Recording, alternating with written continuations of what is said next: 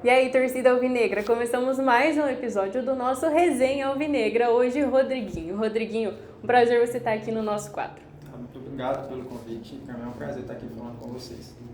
Rodriguinho, a gente já começa lá no início da tua carreira. Como que foi os primeiros passos no futebol?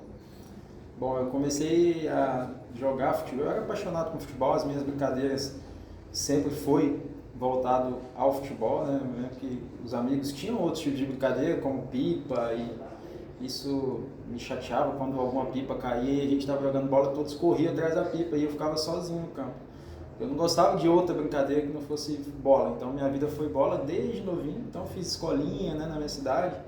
Depois eu vim mesmo ter um caminho mais direcionado para o futebol como carreira aos 14 anos ali, né? Eu passei pela base do Tombense e aí ali sim você vê que está chegando perto, né? Próximo.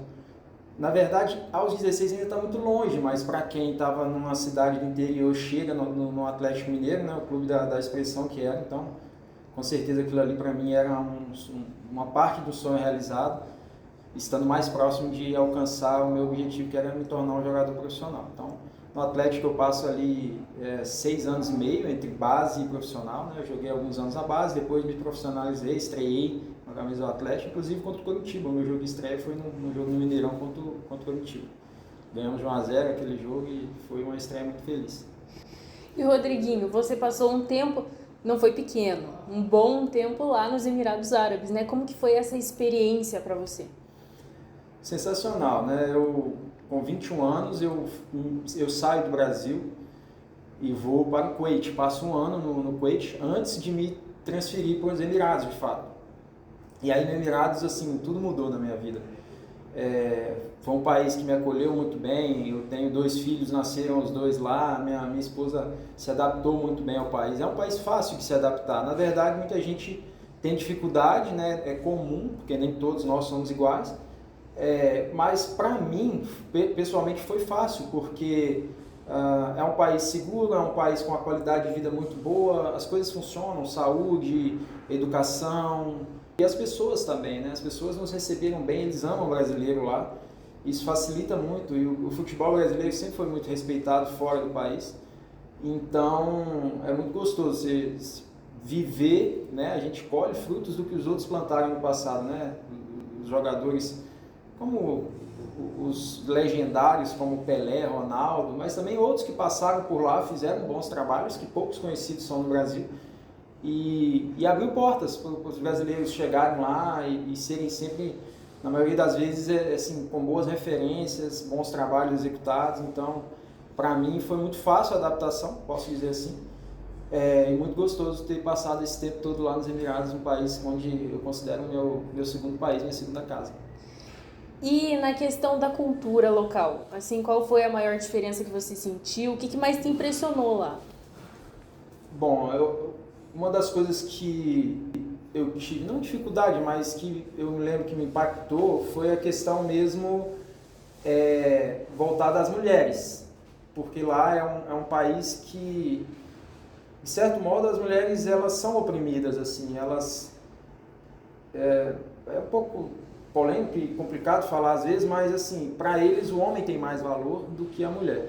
Então, assim, isso foi algo que me impactou, mas cultural, né? A gente não muda uma cultura de um dia para o outro e é difícil, mas esse foi uma questão assim que me impactou muito, a diferença de tratamento mesmo de homens e mulheres naquela região, não só naquele país, mas como cultura regional, mas também uma cultura religiosa, posso dizer assim, porque tem a ver com o islamismo, tem a ver, aí envolve outras coisas mais, mas esse foi um ponto, mas assim, muitos pontos foram positivos, né, porque quando se fala em islamismo, muita gente pensa que todo mundo terrorista, que não, eu tinha vários amigos, sabe, não tem nada a ver com o extremismo, né, que são algumas facções, né, alguns grupos terroristas, né, pelo contrário, né, eles são muito abertos e a gente falava algumas vezes da diferença de religiões, era super tranquilo, então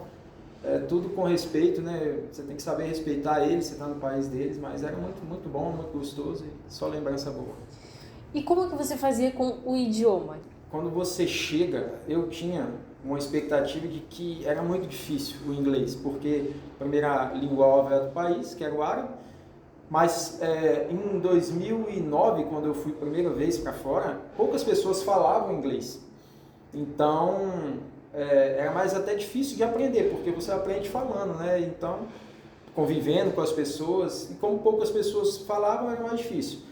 Nos Emirados, já um pouco mais falava. É um país mais aberto, com muito mais turista, né? Muito mais pessoas falavam inglês. Só que isso foi realmente aumentando depois, talvez, 2014, 15 ali, que realmente deu para perceber que aí já 80% falava inglês. Então, isso me ajudou muito, mas a questão da língua, se eu soubesse que eu ia ficar por 12 anos lá, talvez eu teria estudado árabe, né, para aprender, mas eu não domino, eu brinco algumas palavras e tudo, principalmente do cotidiano que eu estou acostumado, que é o futebol, então algumas palavras já sabia o significado, brincava com eles, mas longe de falar que eu entendo ou que eu falo árabe, mas o inglês eu consegui aprender, eu, minha esposa, os meus filhos, a gente tem hoje o segundo idioma que é o inglês, graças a esse tempo lá.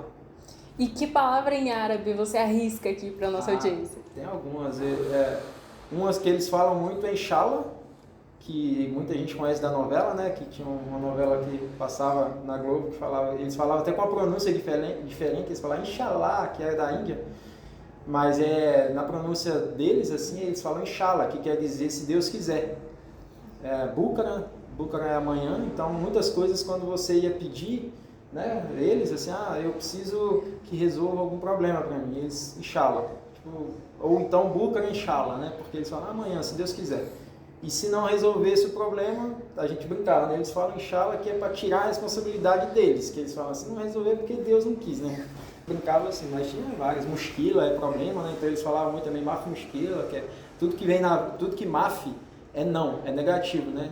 Então, tudo que falava maf é não. Então, era sem problema, ou sem problema, mushkila problema, então maf, mushkila sem problema.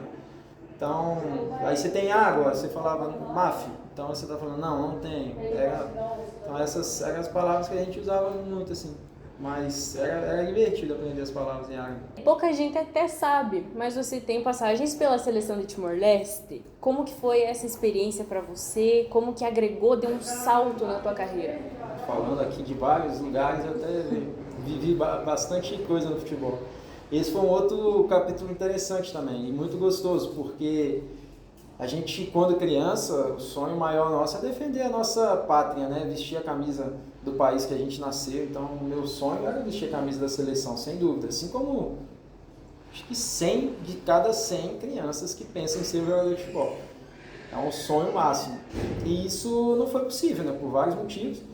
E aí, quando eu vesti, eu me lembro que no dia da estreia, né? O dia que eu estreiei com a camisa foi num jogo dentro do país, assim, foi uma emoção, eu me arrepiei todo na hora que tocou o hino, todo mundo comovido, assim, é uma experiência totalmente única e até difícil de explicar, mas então, assim, quando eu vejo jogos da seleção brasileira e alguns jogadores se emotivam, sabe, e algumas pessoas, isso aí não é nada, isso aí, algumas pessoas do meu lado já ouviram, tá fingindo, isso aí é para mostrar, não é para mostrar, aquilo ali é um sentimento verdadeiro, porque defender uma pátria, uma nação é algo muito forte. Bom, vamos lá para a nossa dinâmica. Rodriguinho, a gente vai conhecer um pouquinho melhor você. Fechou? Certo. Rodriguinho, você é mais paciente ou estressado? Muito mais paciente. Você é mais tímido ou extrovertido? Em geral, eu sou mais tímido, mas em casa eu sou extrovertido. Você é mais ansioso ou é mais calmo? Calmo. Você vê o copo sempre meio cheio ou tá mais vazio? Sempre meio cheio. Sempre. Você é sempre pontual ou atrasado? Meio a meio. Às vezes pontual, às vezes atrasado. Com o Guanais, pontual, né? Não, com ele é antecipado. Aqui é antecipado, não. No trabalho é antecipado sempre. Rodriguinho, você é mais organizado ou é bagunceiro? Organizado, com certeza. Pra gente fechar a dinâmica, você é sonhador ou é pé no chão? Sonhador, sempre também. Bom, mas a gente vai encerrar com chave de ouro. Isso porque estamos próximos do Dia da Mulher. Rodriguinho, se você quiser, a Rádio FEC abre as portas aí para você dar um alô para tua esposa. Tá certo, eu vou aproveitar e estender porque na minha família são 2 irmãs, minha mãe, sobrinha, então são várias mulheres que eu tenho ao meu redor e juntamente com a minha esposa. Então eu quero aproveitar o espaço, o momento para desejar a vocês, assim, não só um dia, semana, mas anos abençoados na vida de vocês. Vocês são mulheres importantes para mim e eu devo muito a vocês todas. Então um beijo, amo vocês todas.